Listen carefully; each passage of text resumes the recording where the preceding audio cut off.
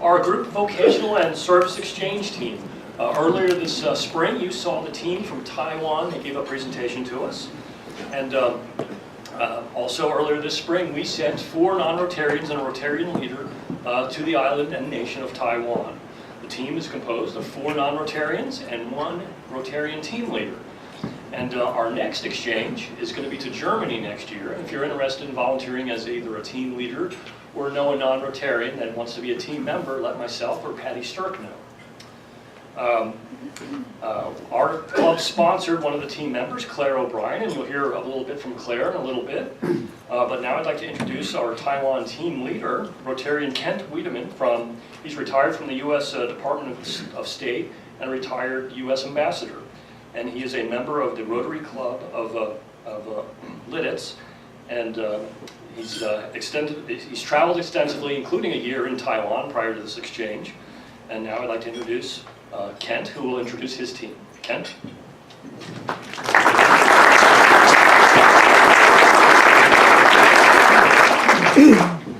Thank you all so much for the wonderful introduction. Just a quick show of hands, how many people have actually themselves participated in the GVSE? Okay, I know Patty did, and that's great. Okay, so you all have a head start on what we're about to talk about.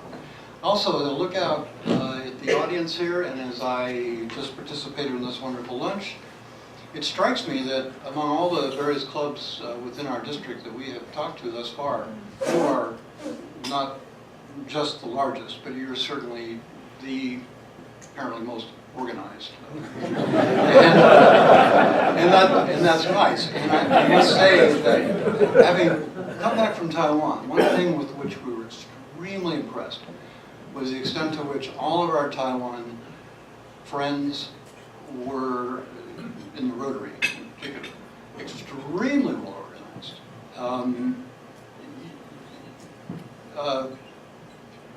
You folks are their peers in every regard. You are yourselves proud. You do all of us proud. I wanted just quickly to take about 5 minutes. I'll leave a little bit of time later for some questions, but these first 5 minutes just to tell you a little bit of about our, or at least my fundamental impressions of this trip. First off, the Taiwan Rotary itself. We visited 3 provinces in central Taiwan, which were graced with having 5,000 members altogether in their Rotary, divided into about 110 clubs. Our group, which spent just about 30 days there, mid-March through mid-April, a group of, well, just 5 of us, were hosted by just about all of those 110 clubs, and by not all 5,000 of those members, of course, but by very many hundreds of them.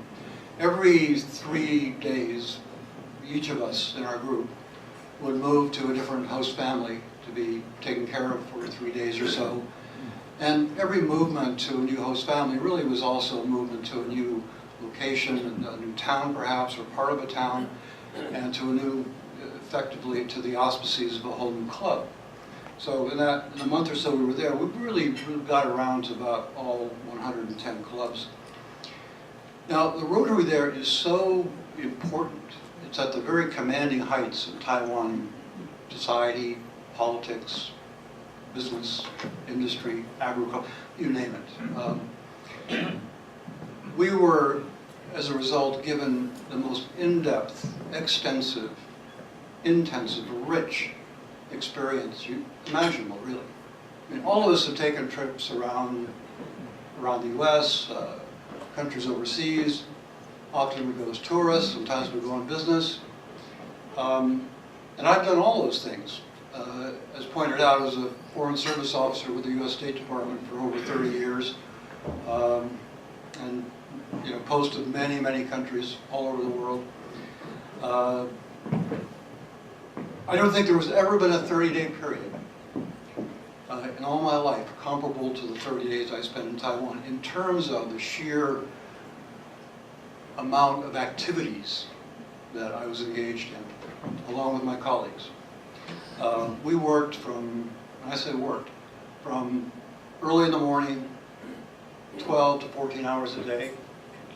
The good part is, in all those days, however tired we were, we saw the most enriching array of things imaginable, fulfilling every potential objective that the group Vocational Study Exchange might have. We saw just about all aspects, in one way or another, of industry. Of course, Taiwan is an export-led economy, one of the Asian tigers. The fact that Rotary is such a leader in Taiwan, we were given access to factories that many of the Rotary members who hosted us themselves owned. We saw farms. We were taken to museums that were world-class in every dimension. Same thing with music venues, with art galleries. The extent to which we were exposed to the richest aspects of China's great civilization as manifested in Taiwan, in the form of museums, temples of all variety, Confucian, Buddhist, Taoist combinations thereof.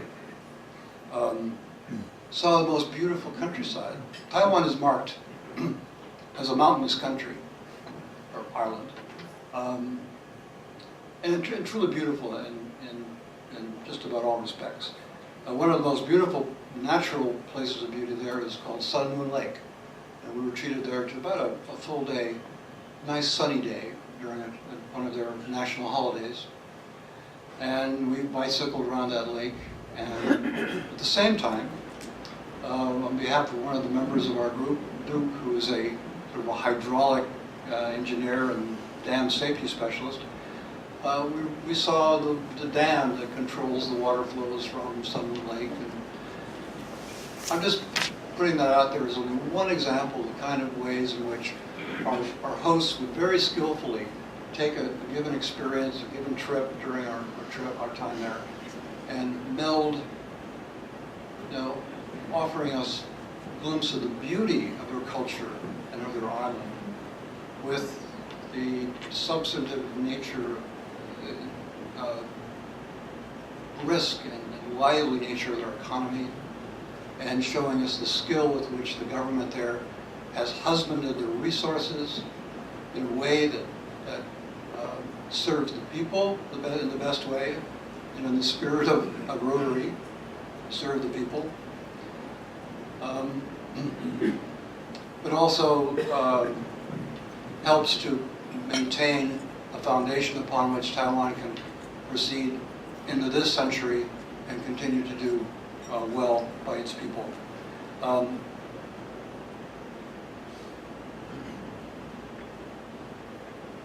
The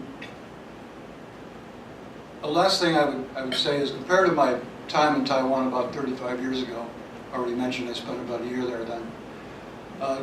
What impressed me personally a lot was the great changes that have occurred in Taiwan politically since I was there before. Just last year, Taiwan elected a new president, a woman for the first time, but also very importantly, a member of what's called the Democratic Progressive Party, which is a pro-independence party.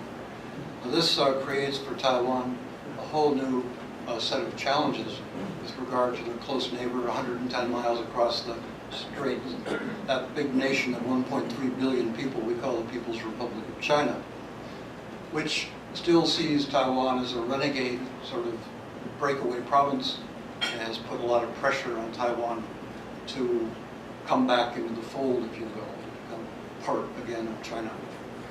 And the PRC government does claim suzerainty or control over Taiwan. Taiwanese, of course, don't accept that. And so we found ourselves many times just in social conversation with our hosts, hearing a request from us to support, we the United States, to support Taiwan more, and to sell Taiwan arms.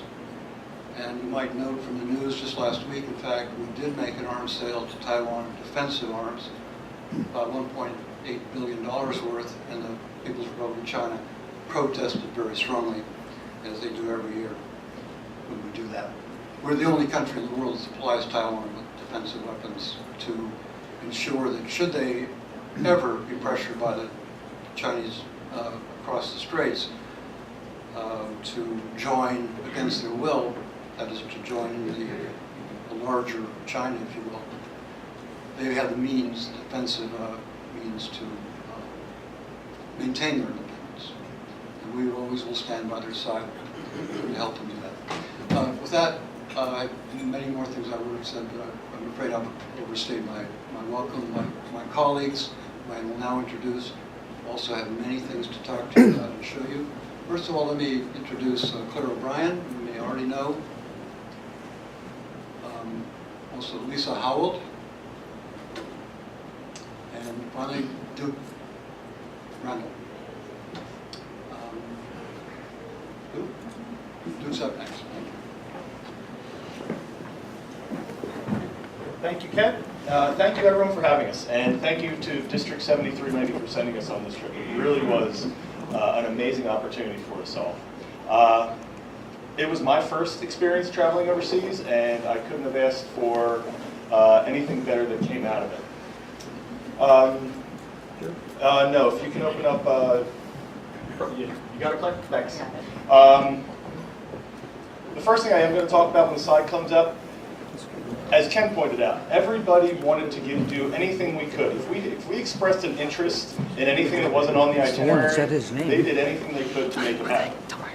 One of the things I do every year is I travel and go to baseball stadiums with my father. And one of the guys is a big baseball fan. Right after the district conference, him and I went to the local Taichung baseball game, which is the Chinese Professional Baseball League. 4 leagues, 4 teams in the entire league.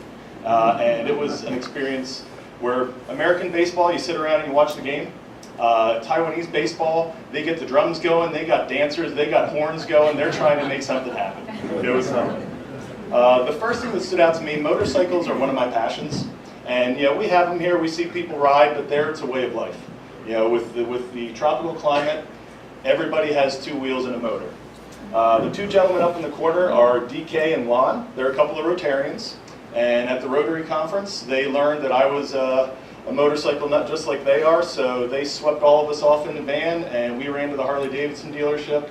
I got a Harley Taichung t-shirt, and DK is actually the dealership owner on the right there. And you can see, it doesn't matter, 2 wheels and a motor, it'll get you where you need to go, and that's all it takes to just have the passion and get around. As Ken pointed out, we went to a lot of factories. There's a lot of industry. And by the time we went to this place, the drum factory, we'd already been to a few that were very industrialized. Assembly lines, giant machinery, and they said, we're going to the drum factory. And we had that in our mind. Well, we showed up, it's one of these side alleys and a garage and another outbuilding. And this gentleman is probably 4th or 5th generation drum maker. He makes all of these drums by hand. It's generally water buffalo for the skin, and what he does is you'll see the empty barrel on the side there and the platform that it's on. He'll stretch the skin down, and once it's stretched on, he'll go out there, he'll stand on it, he'll beat it, he'll make some tweaks to it, and then leave it and come back the next day and keep doing that and keep doing that. He said it could take him up to 1.5 years to make a drum. Until all the process is done, it has just the right tone. And in addition to the traditional Chinese drums, he has made drums for all over the world. A lot of Scandinavian cultures and other cultures that have drums as part of their lifestyle. He produced some. Some of them are as simple as you see with painted. They had a whole other set that are just these ornate carved drums. It was just one of those unique little experiences that you didn't expect. A very historical moment in Taiwan was September 21st, 1999. An earthquake hit there, over 7.5 on the Richter scale. 2,400 people died, $10 billion worth of damage, and it left a mark on the country as they used for us as an analogy. It's their 9/11. It's something that struck their country so hard and so deep, they don't ever want to forget about it. And this was a school that ran right through where the fault line ran right through it. So they took this school and they captured it as a moment in time. You'll see the building off to the side there. They basically have built structures to hold the buildings from falling down any further. And so that you can walk through the ground, it's very eerie. When you're out there alone and there aren't many people, it's an interesting experience to be there. When you do go into the museum and you see things that were how it ended up after, there's also one of the fun experiences there that really fun but also educational is the earthquake room. And everyone goes in, you sit on these cushions, they show a movie of the night and the events, how it happened, but it's this vibrating floor and gives you a sensation of what really occurred. One of the damages from the 9/21 earthquake was the Shigong Dam, which we went to visit. As Ken said, I work for the Commonwealth of Pennsylvania in the Division of Dam Safety, so this was a very fascinating experience. On the upper picture is the dam during the earthquake. So the far side that you see there actually raised about 20 feet, the landmass raised and broke the dam in half. You can see the pipe there. I mean, it bent that pipe like it was a piece of aluminum foil. And the lower picture is actually the repair. So they kept that fallen piece in place, and that's now one of the 9/21 memorial parks. And they rebuilt the dam. It's still functional, and it's a sign of the kind of things that they can do and will do. Being that I work for DEP, I've always worked in water programs, and air quality, water quality is important. It's one of the things that Taiwan is struggling with and growing with. They're kind of behind us in their democratic process. They're behind us in their environmental revolution, but it's starting to happen there. I mean, I equate Taiwan to what we had when I was growing up in the 70s, and we had smog in LA, and we had fires on the Cuyahoga River in Ohio, and we had things that were just not the quality that we have today. And that's where they're at. And people like Paper, who's the gentleman there, his company, that's one of the things we didn't get to mention. All the Rotarians have their Chinese names, and then they have their Rotarian name. It's usually their business. So we were hanging out with Paper, with Battery, with Building. But Paper is one of these guys who's out in the forefront. His factory is covered with solar panels. The pile of garbage you see there behind us is a cogeneration energy facility with complete air scrubbers on it. And then the treatment facility, they have their own water treatment plant. So he is just cutting edge, and what these Rotarian leaders and these people of industry are doing in the country of Taiwan.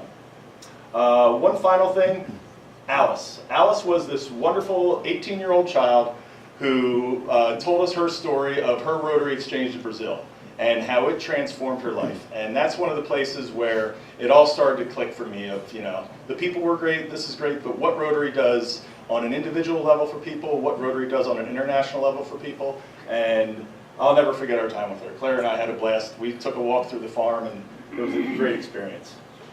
And overall, it wasn't the differences, it was the similarities. The camaraderie, the friendships. I mean, we still keep in touch through the Line Social app that they turned us on to. We're still having communications and having fun back and forth, and it's one of those things that's going to last for us forever. So thank you very much, and I will pass it over to Lisa.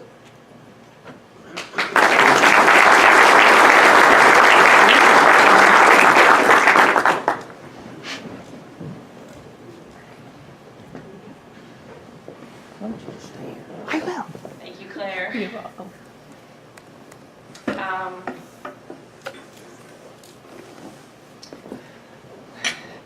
Okay, so I stole the idea for my presentation from Vivi, who did a great presentation wrapping up her experience here in the U.S. She did the top 5 things I've been asked since I've been traveling here in the U.S. So I'm going to do the top 3 things.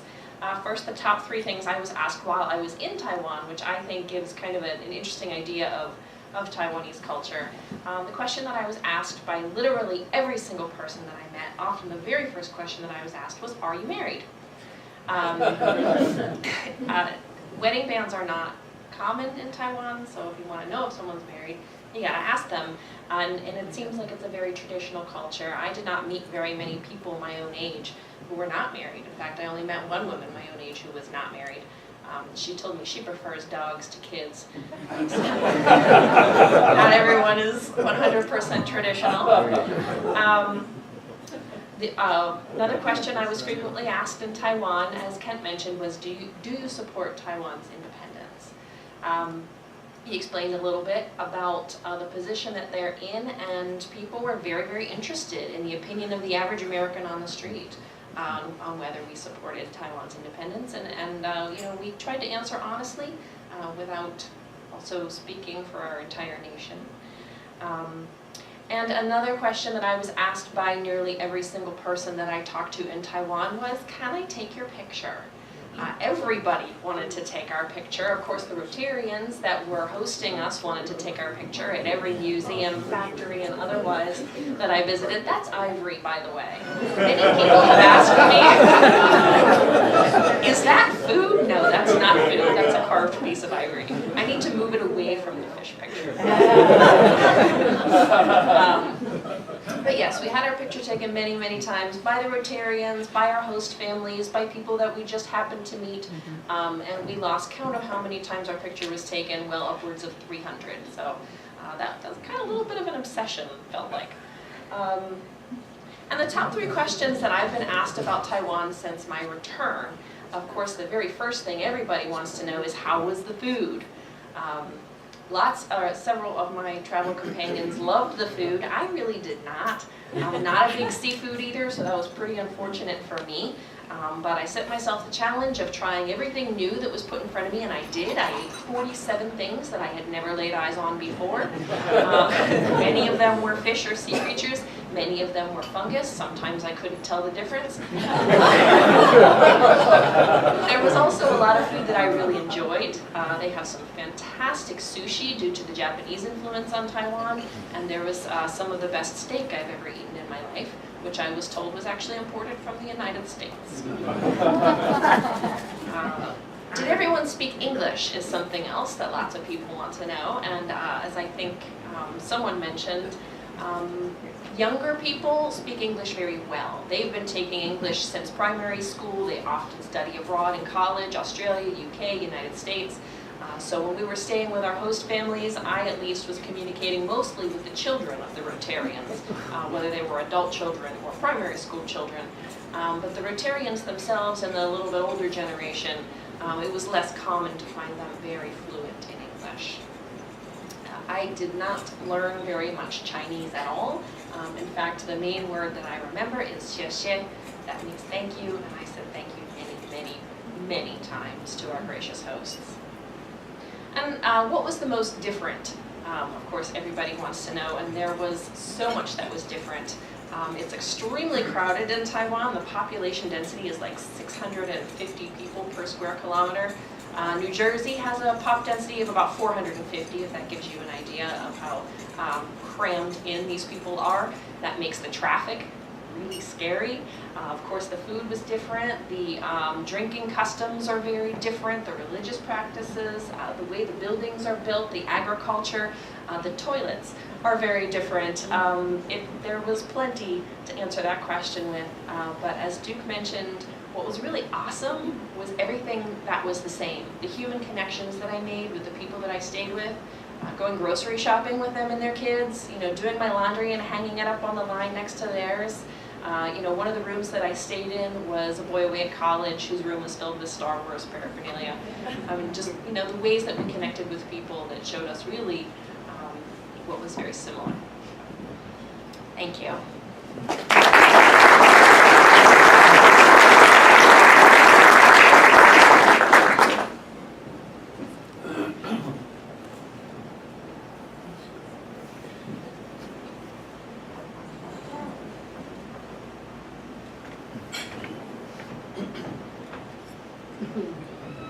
Good afternoon. So I'm Claire. A little bit about me. I am an entrepreneur. I run 2 businesses. I have a degree in computer science, and so during the wintertime, I will do computer consulting, GIS, computer programming, that sort of thing. But I did that for about 2 years working for someone else, and I decided that was not a great fit, that I wanted to be my own boss. So I rejoined my family business, which is a farm, and I've created a business unit on the farm, Sunnyside Flowers, where I both grow the flowers and I do the arrangements for the flowers. So I am a farmer florist. I do market bouquets for weddings, events, sell to florists, you name it. If it can be done with flowers, I will do it. So part of what I wanted to get out of this GSE trip was I wanted to meet other entrepreneurs. I wanted to meet families of entrepreneurs. And Taiwan was the perfect place for me to go. So many people there, they will have one piece of machinery, one piece of equipment in their home, in their garage, on their roof, wherever it may be, and they run one business. So that was a great opportunity for me. Part of what my issue has been, I've been in business for about 2 years. With my parents, I've been struggling with the long-term look. I'm great at a task. I can tell you what I need to do today, tomorrow, what I need to do in this exact moment, and that bigger picture, I need to be able to see that. 30 days with other entrepreneurs who will talk to me about nothing but what their plan is, what their history is, what they want to get out of business. That was such a fantastic opportunity.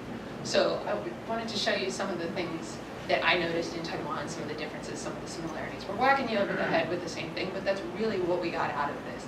We got off the plane and they had banners, and this is at the Taiwan airport in Taipei. They were like, it's time to take some photos, and then immediately it was like, okay, go. That was the ongoing thing, was okay, go, okay, go. It was, take a photo, okay, go.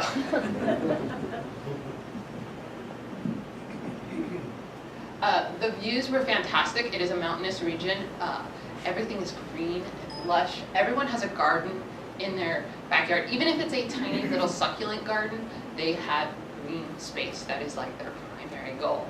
And a lot of it is in that Japanese style, very clean lines, very well kept. It's a sign of honor, prestige.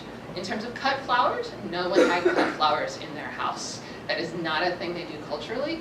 Cut flowers were at the temples or when somebody passed away. In recent years, as people have been getting married, they have gone towards the English and American style of, let's do a wedding bouquet, let's have flowers there. I did not get to attend any weddings. That's a goal for next time I return to Taiwan to see what they do. So these are many of the flowers that they grow there, we can also grow here. So one of the things that I asked to see were family businesses and women-owned businesses, and boy did they provide. The first photo, that is Baker. Baker is a 9th generation baker in this town. He does pork buns, is the primary business. They are famous. And standing next to him is his daughter, who also, her English name is Claire. She returned to Taiwan and opened a French-style bakery. So she's become the 10th generation baker. And then we have the two Alices. Duke talked a little bit about the first Alice, the one in the center, whose family ran a bed and breakfast, small farm, and restaurant, where most of everything was made from the farm or nearby farms. And then the second Alice, to the right, she runs a company that builds the metal parts for coach bags.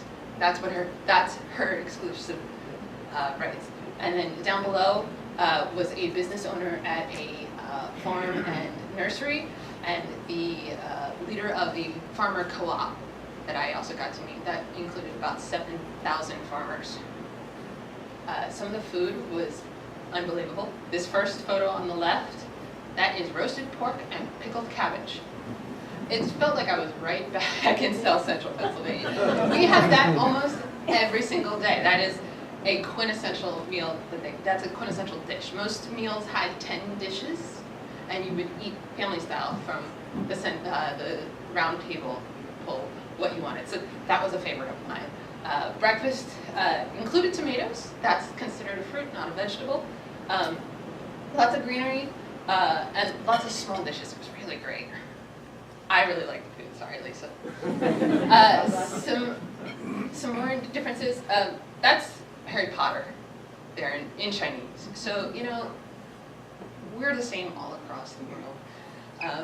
They tended, because everything's so warm, they tended not to have dryers in their homes. They had a washing machine, but not a dryer. You would hang your clothes to dry, and they would be dry in less than 12 hours.